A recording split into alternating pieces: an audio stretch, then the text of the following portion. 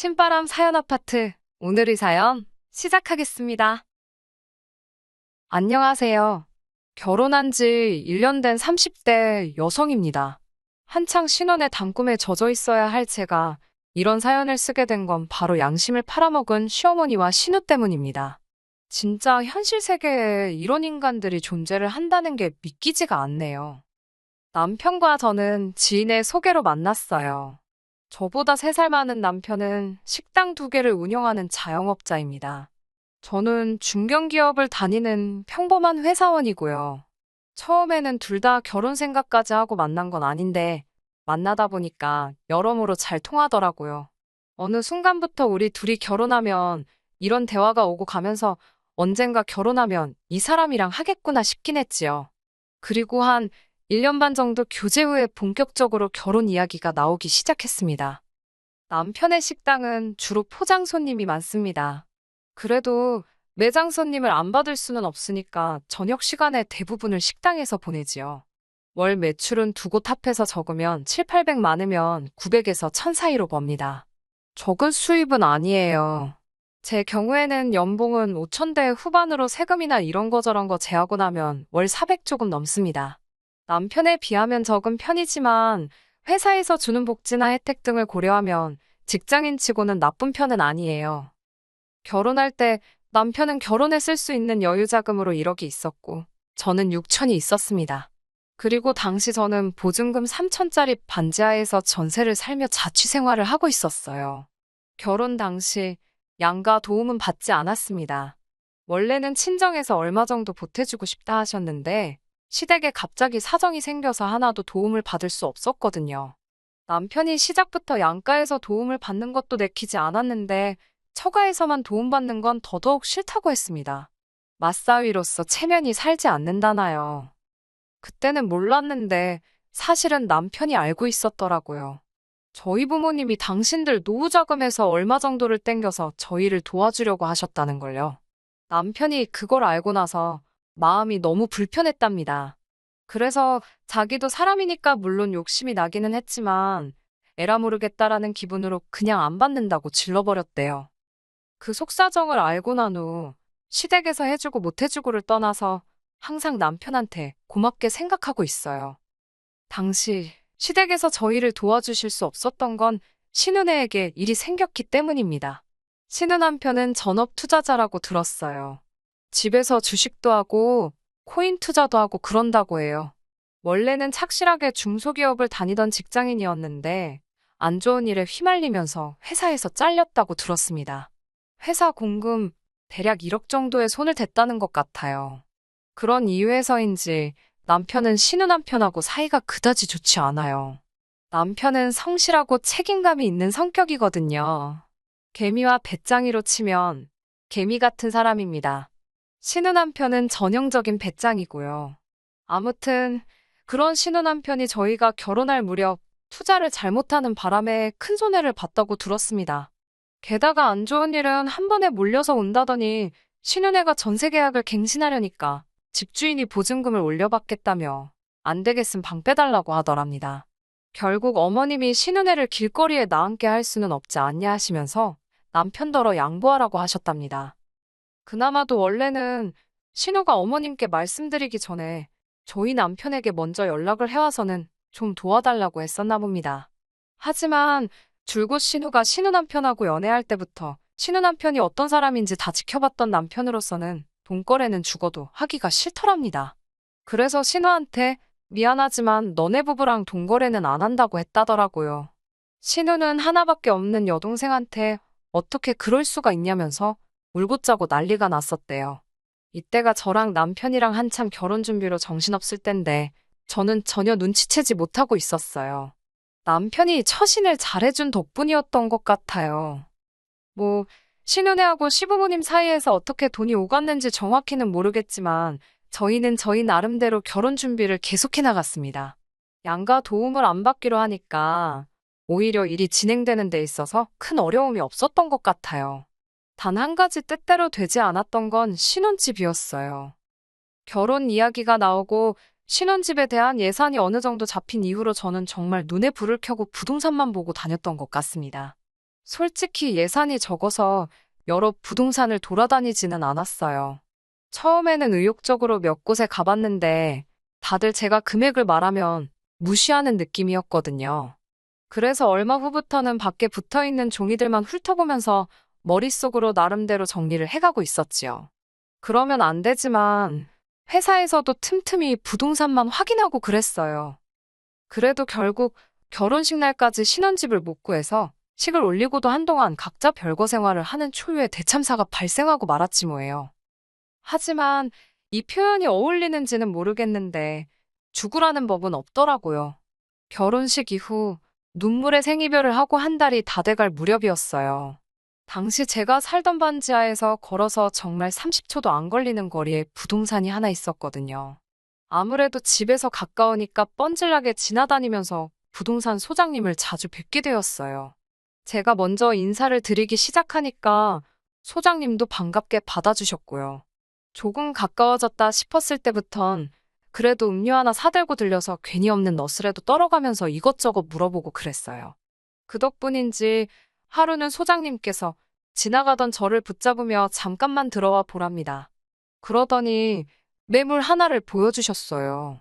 부동산에서 10분 정도 거리에 위치한 아파트였습니다. 가격도 시세보다 훨씬 저렴했어요. 정말 약간의 대출만 받으면 될 것 같더라고요. 파는 분이 70대 어르신인데 이제 다 귀찮아서 고향 내려가신다며 빨리 팔아달라고 하셨답니다. 안에 좀 수리는 해야 되겠지만 그래도 이런 매물은 잘 나오지 않는다면서 매물 보자마자 제 생각이 나서 아직 아무 데도 안 올리셨다고 그러시는 거예요. 그렇게 정말 운 좋게 아파트를 사게 되었지요. 그렇게 집안을 고치고 이것도 정말 할 이야기가 많은데 이건 시댁하고 직접적인 관련은 없으니 생략할게요. 마침내 결혼식을 올린 후 2달 만에 신혼생활을 시작하게 되었지요. 그리고 그 무렵 신우가 임신했다는 소식을 전해왔습니다. 솔직히 저희 결혼할 때 축의금을 못 받아서 저희도 따로 선물은 안 했어요. 남편이 안 받았으니 안 주는 게 맞다고 하지 말자고 했고 저도 기분이 상했던 터라 굳이 남편 말에 반대해가면서까지 챙기고 싶지는 않더라고요. 축하한다고 전화하고 꽃바구니만 보냈습니다. 아무튼 신혼집에 들어가고 일주일도 되지 않았을 시점에 신우에게 집들이 안 하냐고 연락이 왔어요. 당시 가정가구도 다 들어오질 못한 상황이라서 시간이 좀 걸릴 것 같다고 했습니다. 그러자 신우가 한다는 말이 혹시 시부모님께서 결혼할 때 도와준 거 없다고 일부러 안 부르는 거 아니냐고 그러더라고요.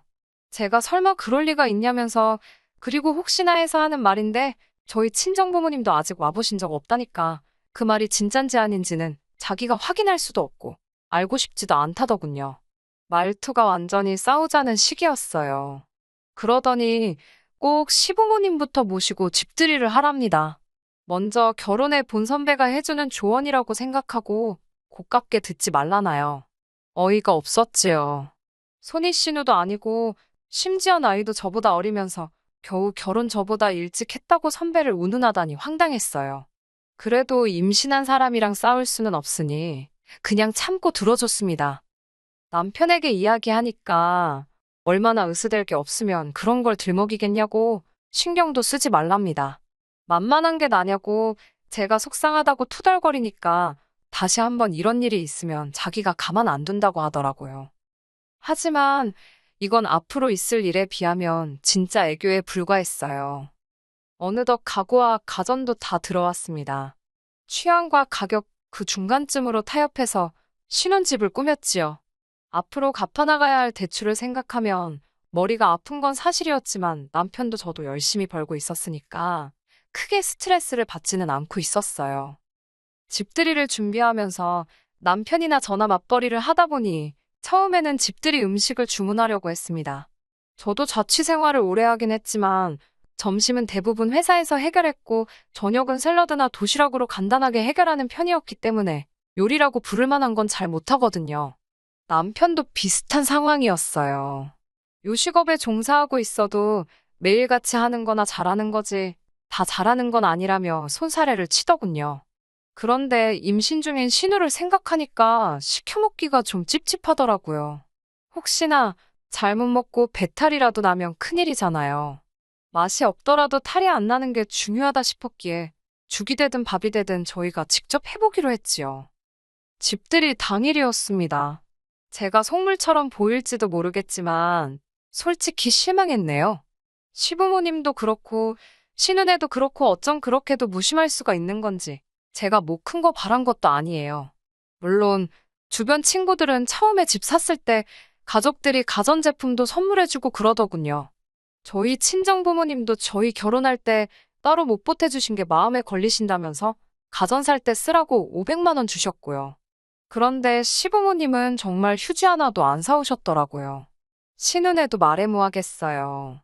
빈손으로 덜렁 왔더군요. 정말 큰 거 바라지도 않았고 하다못해 꽉티슈라도 사왔으면 좋았을 거예요. 아니나 다를까 남편을 보니 남편도 실망을 했는지 표정이 영 좋지 못했습니다.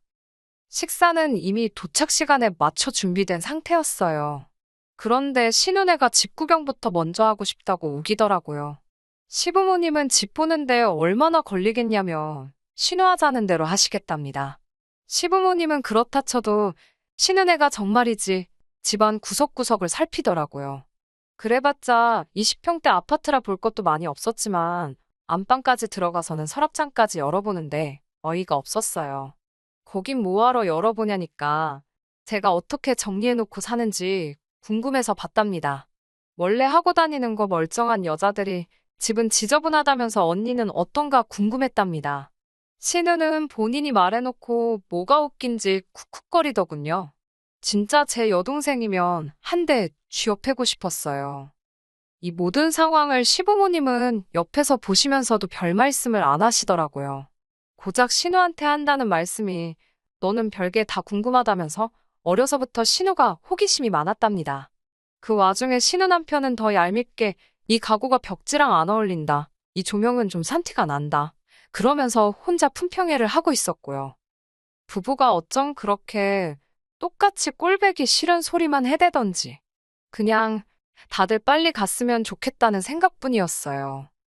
그래도 나름대로 기분 나쁜 티를 안 내려고 했는데 남편이 제 기분을 읽었는지 빨리 식사부터 하자며 서두르더군요.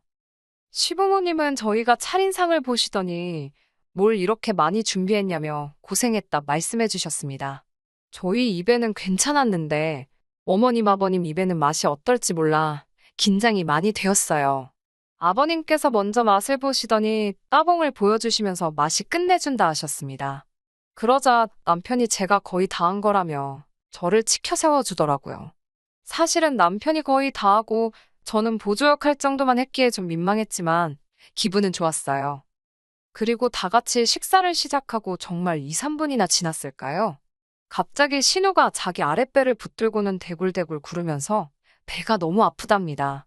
속이 너무 이상하다면서 토할 것 같다고 저더러 음식에 뭘 넣었냐고 고래고래 소리를 지르더라고요. 제가 넣긴 뭘 넣냐고 대답을 하긴 했지만 순간 정신이 하나도 없었어요. 혹시 내가 정말 무슨 실수라도 한 건가 싶어서요. 제가 남편에게 당장 119를 부르라니까 신우가 부르지 말라면서 일단 좀 쉬어야겠다고 그러더군요. 그러더니 자기 남편더러 저희 안방으로 자길 데려다 달라는 거예요. 작은 방을 손님방으로 만들어 둔 터라 그 방에도 소파 베드가 있었는데 자기는 임산부라서 푹신한데 눕고 싶다나요. 아프다니까 뭐라고도 못하고 안방 침대를 그대로 내줬습니다. 이때부터 뭔가 미심쩍긴 했는데 진짜 아픈 걸 수도 있으니까 차마 추궁하기도 뭐하고. 그 와중에 어머님은 저더러 음식 만들 때 뭐뭐 넣었는지 읊어보라고 하시더군요. 그러자 남편이 사실은 제가 만든 게 아니고 본인이 했다고 말했습니다. 어머님께선 그 말을 들으시고는 사내 새끼가 아내 잘못을 싸고 도는 것만큼 꼴보기 싫은 게 없다면서 너는 빠지라고 그러셨어요. 억울했지만 남편이 좀 전에 제가 다 했다고 했으니 어머님이 오해하실 만도 했지요. 저는 어머님께 특별히 다른 재료 넣은 거 없다고 불고기 재료가 다 거기서 거기지 별다른 게 들어갈 게 뭐가 있겠냐고 말했습니다. 너무 억울해서 말도 잘 안 나오더라고요. 저는 계속해서 제가 뭔가 잘못 넣었으면 왜 다른 사람들은 괜찮냐고 어째서 신우만 아프겠냐고 물었지만 어머님이 저를 보는 눈빛은 말 그대로 너 내 딸한테 무슨 짓을 한 거냐 이거였어요. 정말 속이 상하고 답답했지만 어떻게 제 잘못이 아니라고 입증할 방법이 없었습니다. 제가 신우에게 이러지 말고 병원에 가자고 했지만 병원은 가기 싫다면서 안방에서 안 나오고 버티더라고요. 집안 분위기는 얼음장처럼 차가워졌고 시어머니께서 내가 타셨는지 단단히 잠긴 안방문 앞에서 신우를 달래느라 씨름을 하고 계셨습니다. 많이 아픈 거냐? 괜찮냐? 대답 좀 해봐라. 엄마 쓰러지는 꼴 볼래? 집에 갈래? 어떻게 해줄까? 다 나열하기도 힘드네요. 30분쯤 지났을까? 신우가 한다는 말이 제 사과를 받고 싶답니다. 억울하고 황당했어요. 신우는 계속 제가 한 음식 때문에 아프다면서도 정작 안방문 뒤에 숨어서는 나오지도 않고 병원도 안 가고 이제 저더러 사과까지 하라니. 어머님께서는 얼른 저더러 사과하고 달래서 병원에 데려가라 하셨어요. 저는 사과는 못한다고 버텼습니다. 사과를 하더라도 신우가 병원에 가는 게 먼저라고요. 병원에서 정말 음식 때문에 배탈이 났다고 하면 제가 그때는 사과를 하던지 보상을 하던지 하겠다고 했습니다. 솔직히 그 시점에는 전 신우가 꾀병이라고 거의 확신하고 있었어요. 왜냐하면 신우가 화장실을 안 가더라고요. 어머님은 저더러 지독하다면서 잘못을 했으면 인정을 해야지 윗사람이 좋은 꼴 보인다면서 저 그렇게 안 봤는데 실망이랍니다. 그때 신우가 집에 간다며 다 죽어가는 표정으로 방에서 나오더라고요. 제가 붙잡아서 말도 붙여보기 전에 신우 남편이 저더러 손대지 말라면서 그러는 거 아니랍니다. 하지만 얼마 뒤 저는 정말 충격적인 사실을 알게 되었습니다. 얼마나 놀랬던지 온몸에 소름이 끼쳤고 정말 사람이 이렇게까지 못될 수도 있다는 걸 배웠습니다. 신우의 배탈 사건이 있은 후 신우는 저에게 보상금을 요구해 왔습니다. 제가 만든 불고기를 먹고 극심한 복통과 스트레스에 시달리게 되어 아기 천사를 잃을 뻔했다면서 정신적 피해 보상금을 달라고 했습니다. 황당하고 어처구니가 없어서 말도 안 나오더라고요. 남편도 기가 찬다면서 자기 여동생이지만 아무래도 정신줄을 놓친 것 같답니다. 사실 더 심하게 욕했는데 여기다 차마 적을 수가 없네요. 그러더니 며칠 뒤 같이 시댁에 가서 시부모님과 진지하게 상의를 해보자며 그날은 장사도 일찍 접고 집으로 왔더라고요. 시댁에 간다고 연락은 드렸냐니까 드리면 또 신우가 알게 되고 그러면 또 여우 같은 게 어머님 아버님한테 쑥덕쑥덕거린다고 그럴 틈을 주면 안 된다면서 기습하듯이 가자고 했습니다.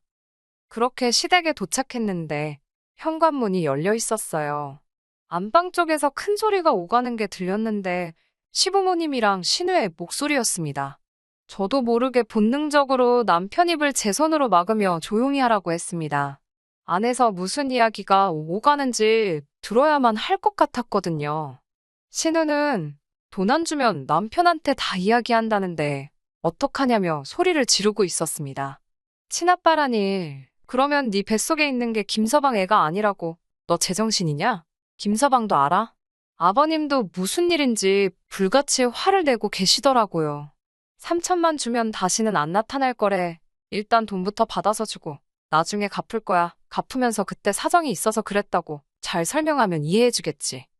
지금 내가 무슨 소리를 들은 건가? 설마 내가 생각하는 게 맞나? 설마 그럴 리가 싶어서 차마 방문을 열지 못하고 있는데 어머님 목소리가 들려왔습니다. 어쩌겠냐고. 이렇게 된 이상 어떻게든 네 올케한테 돈 받아내서 입막음 하랍니다.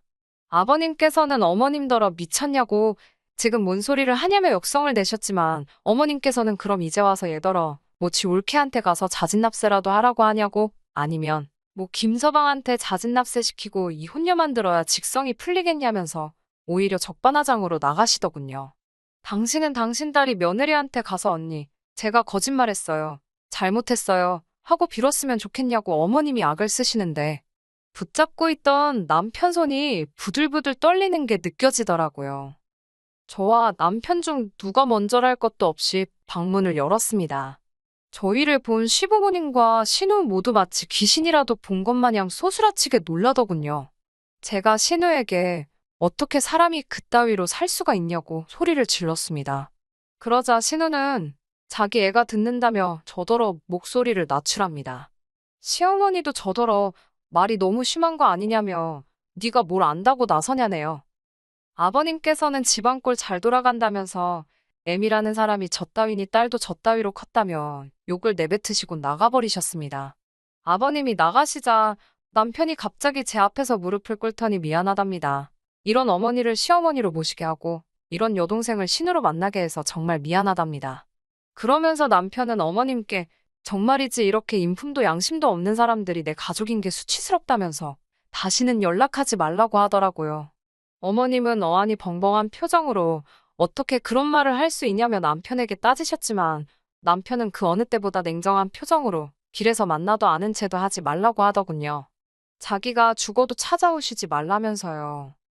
남편은 곧이어 신우에게 네 올케한테 제대로 사과하라고 그러지 않으면 네 남편한테 내가 다 이야기할 거라고 엄포를 놓더라고요. 저는 이때만 해도 남편이 신우한테 그냥 겁주려고 하는 소린 줄 알았습니다. 일주일이 지나도록 역시나 신우에겐 아무런 연락이 없었지요. 딱 한 번 진짜로 돈 안 해줄 거냐는 연락 빼고요. 문제는 저희 남편은 한다면 하는 사람입니다. 결국 남편은 신우 남편에게 진짜로 연락을 했더군요. 딱 한마디 했대요.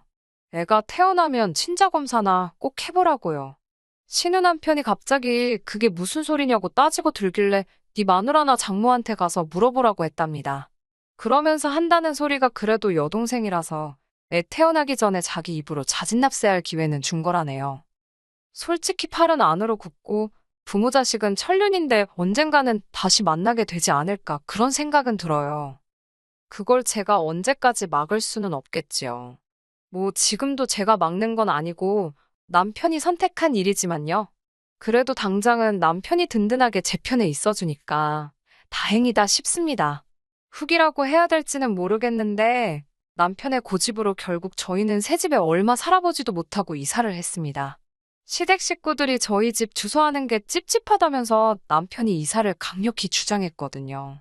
지금 이사 온 곳은 시댁 식구들은 아무도 몰라요. 그리고 요 근래에는 아버님하고만 연락을 주고받으며 지내고 있습니다. 사실 그 사건 당시 아버님의 반응은 그래도 정상이셨잖아요. 그래서 아버님께 연락이 왔을 때 피할 이유가 없었습니다. 오히려 좀 반갑기도 했었어요. 아버님께서는 결혼할 때 하나도 못 해준 것도 미안하고 집들이 망친 것도 미안하고 여러 가지로 마음에 걸리는 게 많으셨다면서 저희에게 800만 원을 주셨습니다. 이 큰돈이 어디서 난 거냐고 여쭈니까 시어머니랑 그날 이후로 하루가 멀다하게 싸우시다 얼마 전 홧김에 시어머니 차를 팔아버리셨대요. 그리고 신우네는 이혼하기로 했답니다. 신우가 돈을 준다 말만 하고 안 주니까 친아빠란 사람이 작정하고 나타나서는 신우 남편한테 다 불었답니다. 웃긴 건 신우 남편한테도 오래전부터 여자가 있었나 봐요. 지금 신우가 다른 남자애를 가진 게 먼저냐, 신우 남편이 여자 만난 게 먼저냐, 뭐가 더 질이 나쁘냐를 놓고 다투는 중이랍니다. 제가 보기엔 도낀 객낀인데 말이에요. 끝까지 들어주셔서 감사합니다. 오늘의 사연은 여기까지입니다. 구독과 좋아요, 알람 설정 부탁드리고 더 좋은 사연으로 다시 찾아뵙겠습니다. 감사합니다.